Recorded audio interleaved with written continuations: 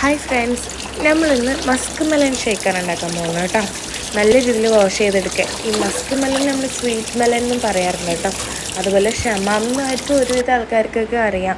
ഷമാം എന്ന് പറയുന്നത് ഒരു അറബി വേർഡാണ് കേട്ടോ. ഓക്കെ, നമ്മളിത് വാഷ് ചെയ്തെടുത്തതിന് ശേഷം കട്ട് ചെയ്തെടുക്കുക. എന്നിട്ട് ഇതിൻ്റെ ഉള്ളിലുള്ള ഈ കുരുവൊക്കെ കളയണം കേട്ടോ. നമ്മൾ മസ്ക് മെലൻ എന്ന് പറഞ്ഞാൽ ഒരുപാട് ന്യൂട്രീഷൻസ് അടങ്ങിയ ഒരു ഫ്രൂട്ടാണ് മസ്ക് മെലൻ.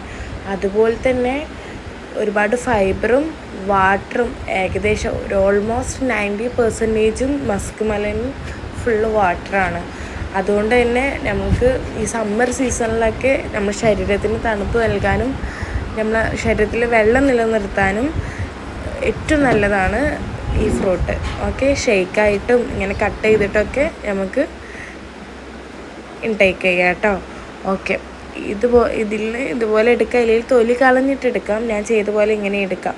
ഓക്കെ, എന്നിട്ട് നമ്മൾ ജാറിലിടുക. കുറച്ച് പാല്, ഷെയ്ക്കാണ് നമ്മൾ അടിക്കുന്നത്, അതുകൊണ്ട് പാല് അടങ്ങി കേട്ടോ. ഓക്കെ, പാല് കട്ടയാണെങ്കിൽ നല്ല അടിപൊളിയായിട്ട് കിട്ടും കേട്ടോ.